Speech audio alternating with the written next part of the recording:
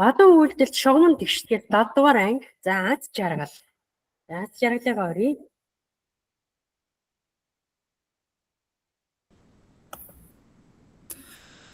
За 6 код хийгээд ангидаа нэвтээд ороод ирцгээгээрэй. Тэгээд нэмэлтээр өмнөх хэлтгэлүүдээр дурддаггүй тохиол зангааны үйлдэл гарах юм бол чиглүүлээд өгчнө.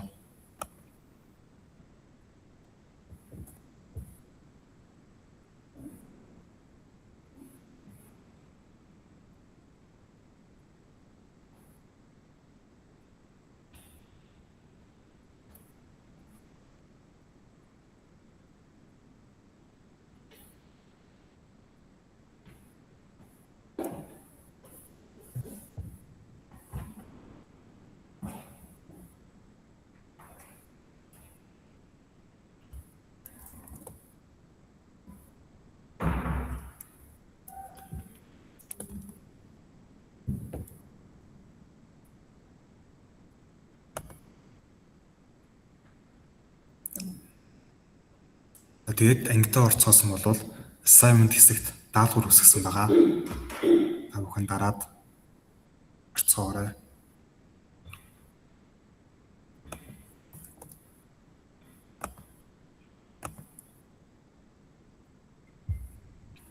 Тэгээд бүдээ даалгавраа хамтдаа орсон ажиллаад явцгаая. За хамгийн ихний тасал болохоор 7 дугаар ангийн шугамн тэгштгэлийн бодлого байгаа, жишээ бодлого. Энийг бүгдээрээ бодно. За ийм тэгштгэл бодоход хамгийн ихэнд бидний хийх ёстой үйлдэл бол бид нар энэ бол зааснаар x-гүү сул гишүүн ягаад тэнцвэрийн тэмдгээ нөгөө тийш нь гаргах ёстой байдаг. Тэгэхээр тэмдгийг нь солих ёстой байдаг. Тэгвэл түүний ард яг ямар утга учиртай үйлдэл явагдаад байгааг нь энэ Grasshopper платформ маань илүү сайн харуулж өгдөг байгаа. Одоо хэдүүлээ 5-ын тоогоо удаан дарж байгаа чирээд нөгөө талд нь зөөгөөдөг. Тэгээд цэнхэр зураас гарч ирэхээр ард нь тавих юм бол энэ зөөж байгаа тоо маань цэнхэр зураас нь ард нь тавигдана гэсэн үг шүү. Тэгээд зөөгөөдөхөөр хасах тэмдэгтэй болчихж байгаа. Тэгэхээр ер нь бол тэнцвэрийн тэмдгийг нөгөө талд гаргаад тэмдгийн солино гэдэг нь ер нь бол хоёр талаас нь яг эсрэг үйлдэл хийж өгнө л гэсэн үг илэрхийлэлтэй байгаа. Тэгээд тэмдэгтээ дарахаар үйлдэл маань бас хийгддэг байгаа. Арай товч үйлдэл гэх юм да. За одоо бид нар хоёр тэнцвэрлэлийн хоёр татыг хоёрт хувааж өгөх хэрэгтэй байгаа. Хоёрын тоогоо чирээд тэнцвэрлэлийн нөгөө талд гаргаад өгч. Тэгээд зураас гарч ирэхээр зураасныхаа дор байлуулаад өгвөл ийм хэлбэртэй болж байгаа. Тэгээд мэдээж үлийн тэмдэгтээ дараад үйлдэлүүд маань автоматар хийгдэнэ. Тэгээд ногоорох юм бол энэ бол зөв болж байгаа гэсэн үг. За өмнөх хэлтгэлдээ ярьснаар үйл явцуудыг ингээ харж болж энэ 6 үйлдэлээр хийсэн 6 лесен гэж харагдаж байна. За континю дараад хоёр дахь тасал руу орох юм бол нэг холбоос байгаа. Энэ холбоосыг бүгдээрээ хуулж аваад шин тав нэгээд орж үзцгээе. Тэгэх юм бол саяны нэг дахь тасал дээрээс нь жишээ асуулын зургийн хэлбэрээр харуулсан хувьд нь байгаа. Бидэрт хамгийн ойрхон жишээ нь тэгштгэл гэдэг нь ер нь бол жинлүүрийн хоёр талд байгаа зүйлсүүдийг тэнцвүүлэх гэж авч болно. Тэгээд бидний тэгштгэл бол 2x-тэй нэмэх нь 5 тэнцүү 13 байсан. Ингээ харах юм бол 13 шиг нөгөө бөмбөлөг байгаа. 2 багц бөмбөлөг, дээрээс нь 5 шиг багцгүй сул бөмбөлөг байгаа. Тэгээд бидний хамгийн ихэнд хийсэн үйлдэл болохоор тэнцвэрлэлийн хоёр талаас 5-ыг хасч өгсөн байгаа. Тэгэхээр энэ сул байгаа 5 шиг бөмбөлгөө хасчих юм бол тэнцүү байгаа болчихж байгаа манай илэрхийлэл 5 хүмүүс өөрсдөө оролдож үзэж болно. Тэгээд тэнцүү болгохын тулд яг үгээр энэ талаас нь бас баруун талаас нь 5 бөмбөлөг хасаад өгч байна. Энэ нь манай тэгштгэл дээрээ бодсон хоёр талаас нь 5-ыг хасч өгч байгаа үйлдэл болж байгаа. За тэгээд дараа нь 2x тэнцүү 8 үлдчихэж байгаа. Тэгээд бид тэгштгэлийн хоёр талыг 2-т хувааж өгсөн. 2-т хувааж яана гэдэг нь ер нь бол байгаа бөмбөлгүүдээ 2 багц болгож яана л гэсэн үг. Нэг багц болгоод 2 багц болгоно. За тэгээд энэ нь бол бидний хийсэн 2-т хуваасан үйлдэл. Тэгээд 1x тэнцүү 4 гарсан нь болохоор 1x буюу 1 багцын дотроо 4 бөмбөлөгтэй байгаа гэдгийг 6-аар хуваалаад өгч байгаа. За тэгээд энийг сонирхоод дууссан бол континю дараад 3 дахь даалгавар руу орцгоё. Одоо нэг кахутын тасгал байгаа. Таах шахуу кахута. За.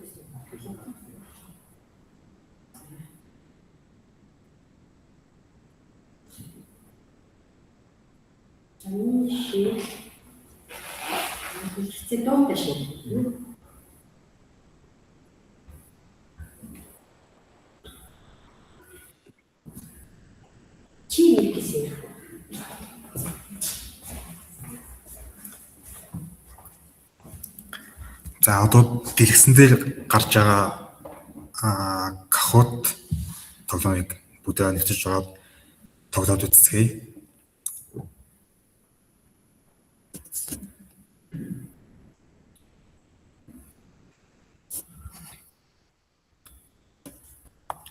Дэлгэсний зүүн талд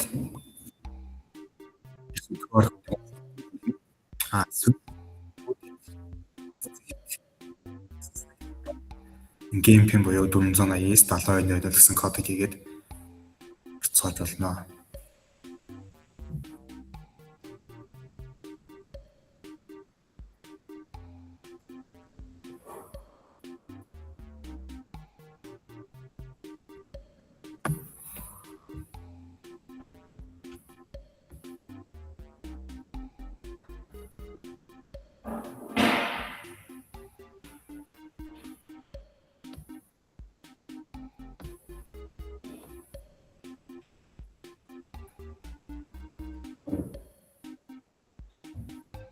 За, энэ эхлүүлчих юм ингээд. За. За, энэ ерөнхийдөө бол 7 дугаар ангийн шугамн тэгшлэгтүүд байгаа. Тэгэхээр энэ бол асуудал нэг гарахгүй хаа. Зөв бодоод хариуг сонгоход бол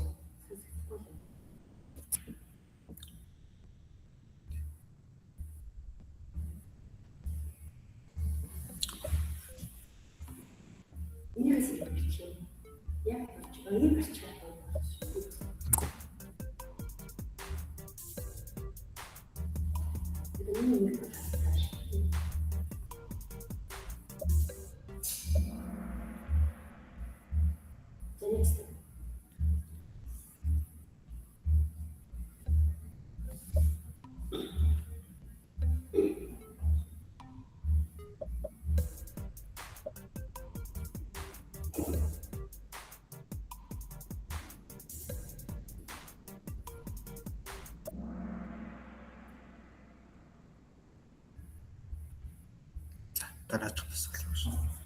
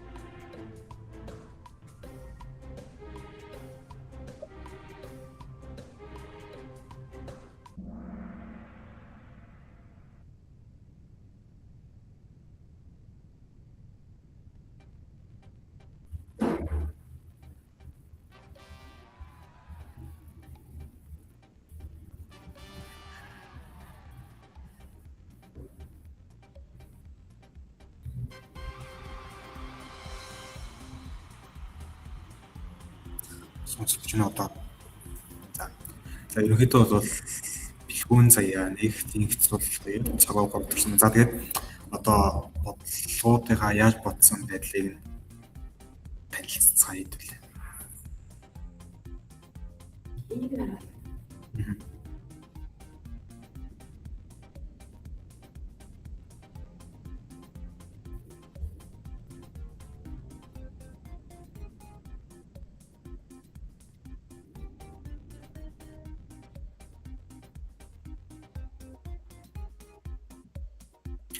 Нийт 5 хүн оролцсон, 4 асуултаа 3 минут тоглогдсон байна. Тэгээд за гүйцэтгэл онооны байдал ийм нэг харагдаж байна.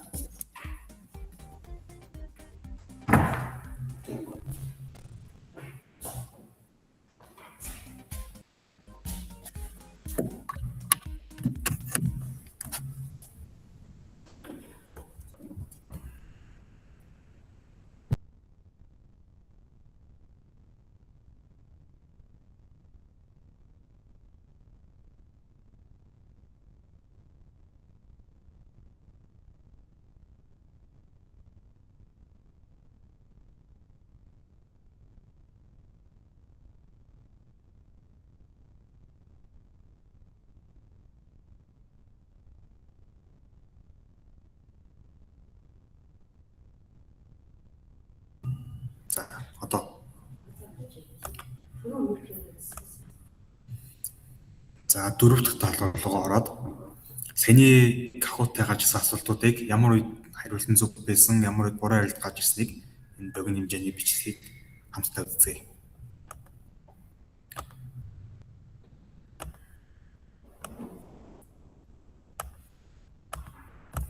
За эхний асуулт болохоор 5x тэнцүү 4-ийн нэг нь 4x гэсэн тэгштгэл байсан.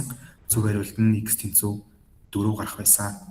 Тэгвэл ямар үед буруу хариултад гарах байсан бэ гэхээр тэгштгэлийнхаа хоёр талд 4x-ийг хоёр талаас хасж өгөхийн оронд нэмээд өгсөн тохиолдолд x нь 9.4 гарч байгаа. За 5x-ийг тэгштгэлийн баруун тал руу 4-ийг зүүн тал руу зөгтөө тэмдэг солигдоогүйс одоо x нь хасагдвал гарчиж байгаа.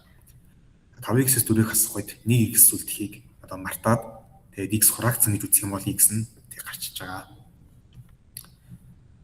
За 5 дахь даалгавар руу ороод саяны тэгшгэлээр цуг зүг бодоцгоё. За бид нар одоо тэгшгэлийн хоёр талаас 4x-ийг хасж өгөх хэрэгтэй байгаа. Тэгээд зөөгөхээр 4 нь ганцаараа зөгдөж байгаа. За энийгээ x-тэйгээ цуг зөөгөхийн тулд x-тэйгээ цуг болтол нь холж ирж өгөх хэрэгтэй байгаа. Тэгээд тэнцвэрлийнхаа нүгээр гаргаад 5x-ийн ард бичнэ гэдэг нь ард нь зинхэр зураас гарч ирсний дараа тавина гэсэн үг. Тэгээд мэдээж үлийн хэмнэлтэд дараад үйлдэлүүдээ хийчихнэ. Тэгээд ногоорсон болохоор тэгштэл зүг бодогдчихжээ гэсэн үг болчихж байгаа. За continue дараад 6 дахь тасгал орцгоё. За энэ тоо жишээ тасгалгаа өөрсдөө бүгдөө бодоод үзцгээе. Мөн 2k-г тэгшлийн хоёр талаас хасч өгвөл 2-оо зөөлөө k-тагаа цуг зөөлөө 10k ард нь байлуулаад өгч. Тэгээд үлийн тэмдэгтээ дарж үйлдэлүүдээ хийгээд одоо бидний дараагийн хийх үйлдэл бол 15-ыг тэгштгэлийн хоёр талаас хасаад 15-ыг нэмээд өгч. 15-аад ирээд тэнцвэрлийнхаа нөгөө талд гаргаж ирээд ингээд бичиж. За тэгээд тэмдэглэлийн тэмдэгтээ дараад үйлдэлүүд нь автоматар хийгдчихнэ. За одоо бидний сүүлийн үйлдэл бол тэгштгэлийн хоёр талыг 8 тугааж өгнө. 8 дангаар нь чинэ. Энэ одоо k-тагаа цуг биш 8 дангаар нь чирээд тэгээд байлгаад өгч. За үлийн тэмдэгтээ дараад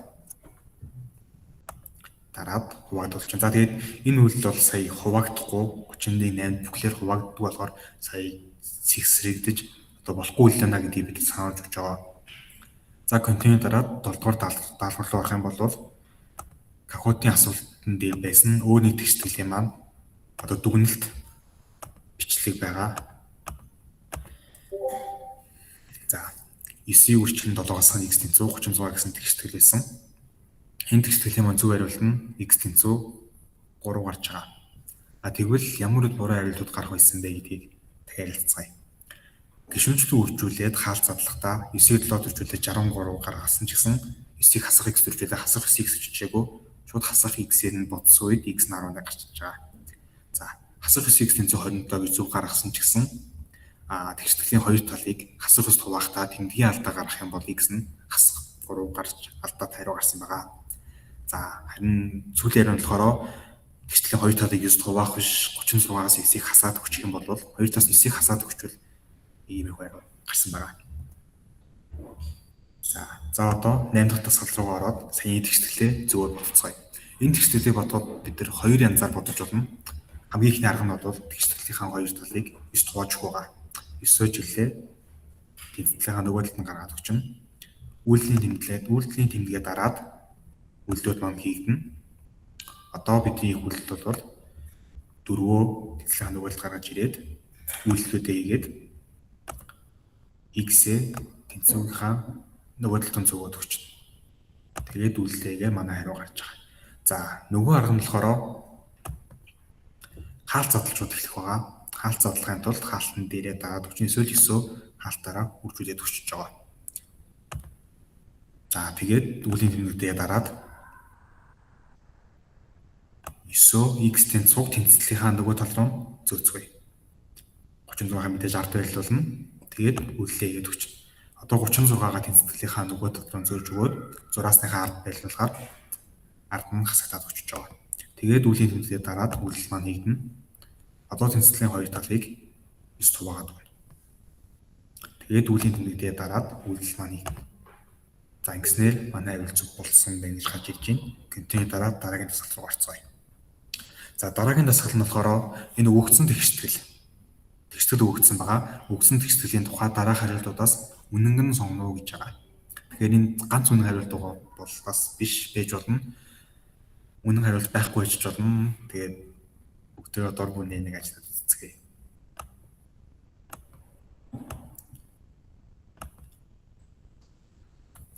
За би өөрөө нэг ажлаад үзье. Миний хараад бол за ингээд би ингэж бодсон байлаа гэж бодоод шалгаад үзэх юм бол улаан хөтө олчаа. Тэгэхээр би буруу харилцсан байна гэсэн үг. За тэгвэл одоо зөв хариултыг бодцгоё. Тэгшлээ бодох юм бол манай хариулт нэг иймэрхүү гарч байгаа. За одоо шалгаад үзэх юм бол зөв хариулсан үед ногоон өнгөтэй болоод бид зөв хариулсныг илтгэж байгаа гэсэн үг. За тэгээд континю дараад 10 дахь дасгал руу оръё. Энд нэг тэгштгэл өгөгдсөн байгаа. Тэгээд үлийн дарааллууд байгаа. Энэ тэгшгэлийг бодсон дарааллууд. Тэгвэл хэдгээр үйлдэл дээр алдаа гаргасан бэ гэдгийг бид нар олох ёстой байгаа байна. Бидний асуулт болохоор. За тэгээд цэгийг алдаатай үйлдэлийг зөөж байлуулна гэдэг нь энэ ягаан цэгийг зөөгөөд алдаатай үйлдэлийг байлуулна гэсэн үг.